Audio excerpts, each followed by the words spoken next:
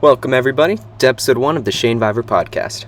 Today, we will be looking at episode 1 of Shanevivor season 12, Blood vs. Water. A lot happened this round, so we have a lot to cover today. First, we have this round's eliminated player, Luci. Now, Luci is a 3-time Shanevivor player, which included a very strong run on season 6 All-Stars. Currently ranked 25th on the all-time player rankings, this season was definitely not what we expected from Luci. Let's bring him in to get his take on the situation. Can you hear me? Yes. Perfect. Thank you for coming on today. We're very happy to have you. Thank you for having me. All right. First off, I have to ask, do you think you let the people down? You were a formidable opponent in your last time on Shanevivor. So I have to say I didn't expect this. I don't think the spectators expected this, especially not the alumni who played with you last time. Do you think you let anyone down? Honestly, from my situation, it's more of an understandable situation in other orgs, so I'm hoping that people understand my situation right now. I'm personally glad that I was voted out so that I didn't have to play with somebody that I had just broken up with, to be honest.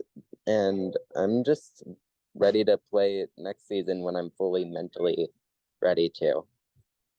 Right, of course. That makes sense. I obviously don't want to pry too much into the breakup because that's a fresh wound, sensitive topic. But do you think that was reasoning for the other players to vote you out? Do you think that was even known amongst your fellow castaways, or do you think it was something else that people? I I made the whole breakup thing like clear as a reason that I was gonna be inactive, and I wasn't even like fully inactive. I was kind of talking to people and trying to get stuff out of people anyways.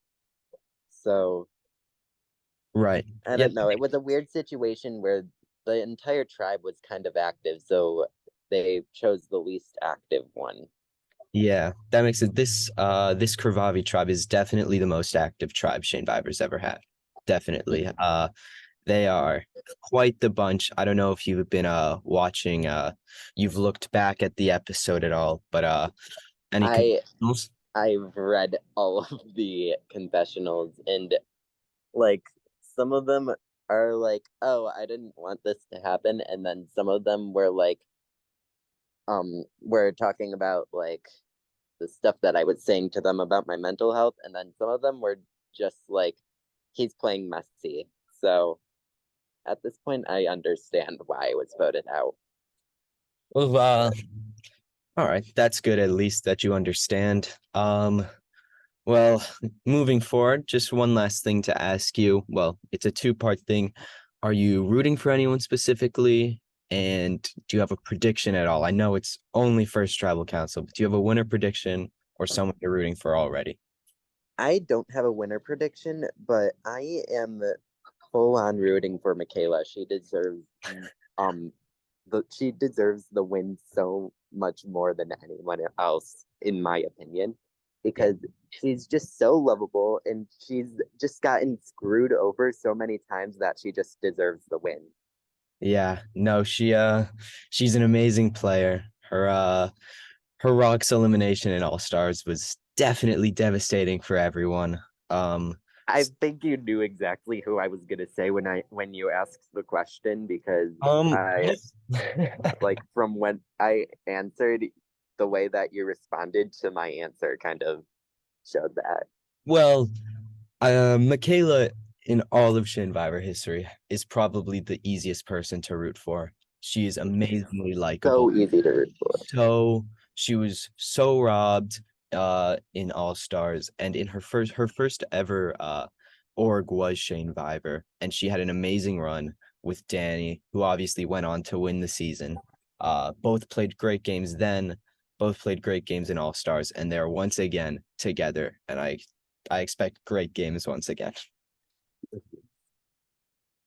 Anyway, I thank feel you. like, as like a kind of closing remark, I feel like I kind of played sort of a Rupert type game throughout my Shane Viber history, because like um I know, just not nearly as liked as Rupert, I would say, but like I in wouldn't the say fashion of how that. well, in the fashion of how well I've done, I did super good in my first run. I got fourth place.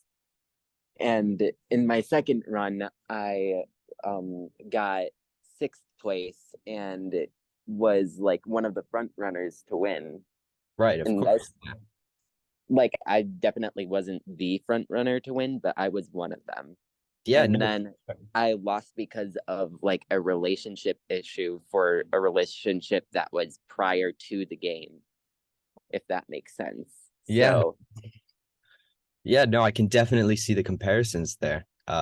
And there's also to add, you've played on some of the toughest tribes that we've ever given. Season 1 was a very tough season, lots of good players.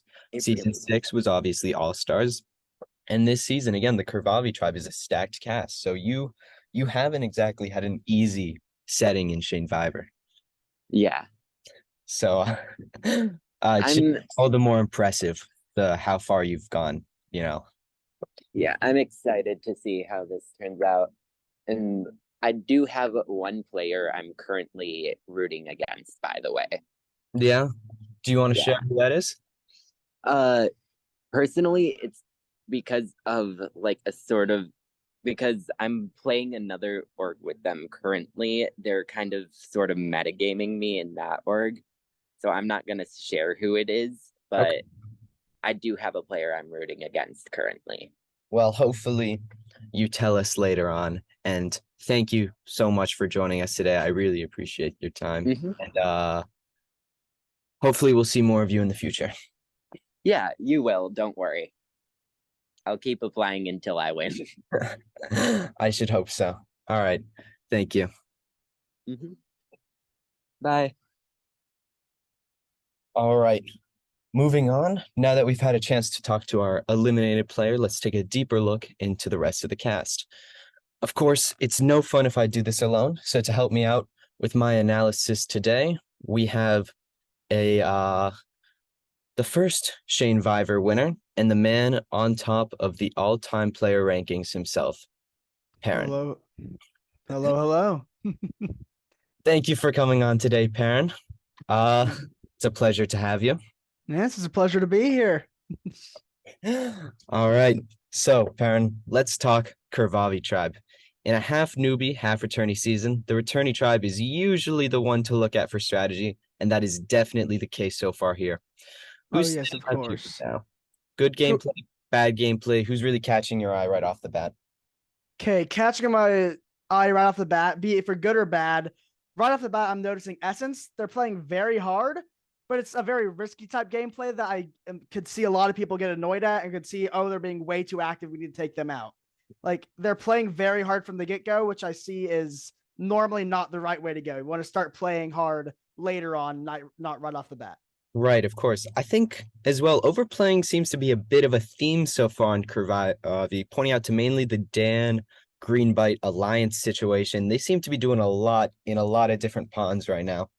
Yes, I've seen both of them just putting their toes in literally in everywhere in every single alliance. I think Strawberry is also in every alliance, which I'm unsure about how Strawberry is doing because just from looking at her or his activity in Tribe Chat, it didn't look like all that much, but he is talking everywhere in every alliance, and I'm sure that they'll probably go far, but eventually everyone will catch on that they are talking to everyone, and that could eventually bite them in the end.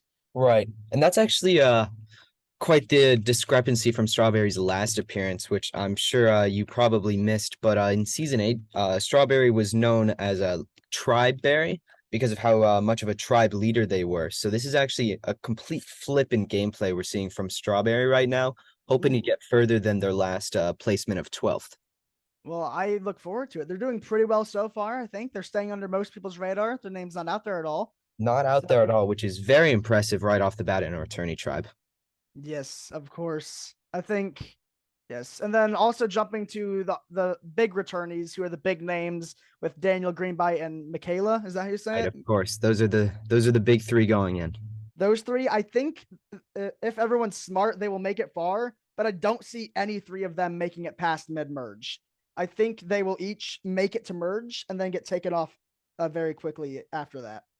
I could definitely see that happening too.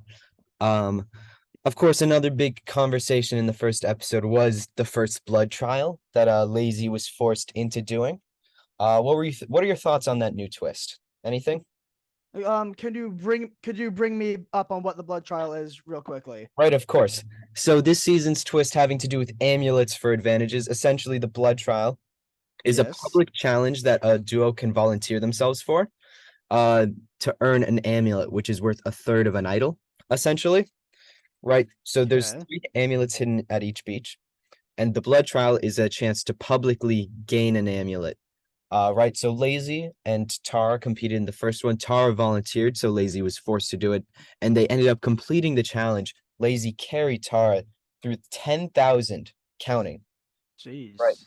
in 48 hours, which is of course very impressive. And they've earned an amulet. Any thoughts on that situation? I think anyone who volunteers for the blood trial is absolutely idiotic because you said it's fully public, right? Fully public, everyone can see.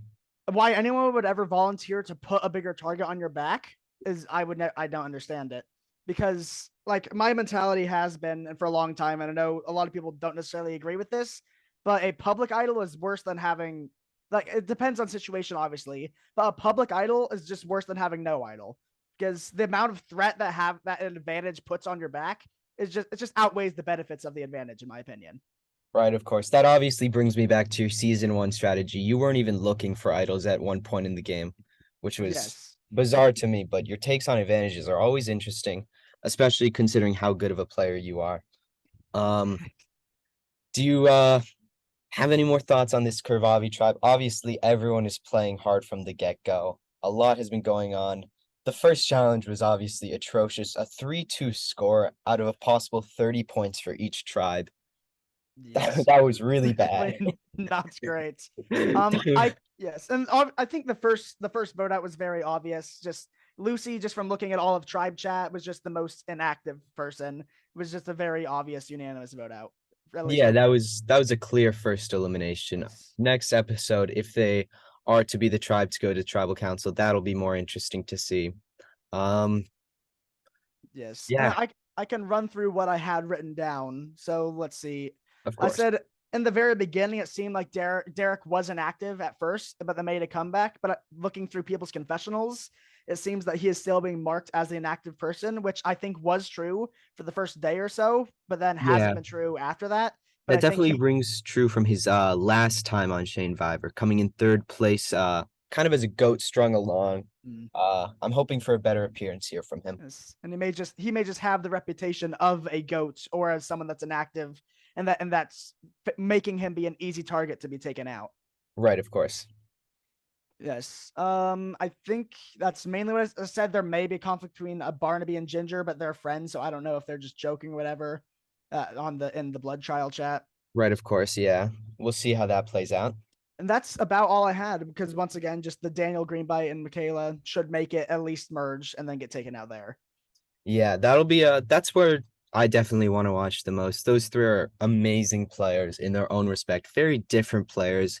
Uh and they're all playing differently than they have in the past. So I'm very intrigued to see how they all do. Yes. And I think Um all three of them I think are safe from this for this vote up from what I've seen. So that should be very it'll be very fun to see all three of those people play throughout the rest of the season.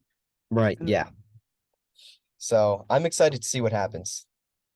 so am I. It'll be a fun season to watch, and I'll actually spectate this season. I'll do it just for you, Shane. Thank you, Perrin. That means a lot to me. No problem. Well, thank you so much for coming on today. I really appreciate the insight you've given us on the game so far. Hopefully we'll get to have you back on sometime, especially now that you're actually going to be spectating the season. Yeah, I'll keep up with it. All right. Thank you for coming on. It was a pleasure. Thanks for having me. Now I gotta go shower stuff. All right. Peace. Yeah. Thank you, everyone, for listening. I hate to say it, but I have to now. If you did enjoy and you want more episodes, you need to let us know, like, subscribe, all that bullshit. But genuinely, I think this is going to be an amazing season. I have high hopes. It should be a lot of fun. An amazing cast so far. Amazing gameplay yet to come. I'm very excited. Stay tuned for future episodes. Thank you.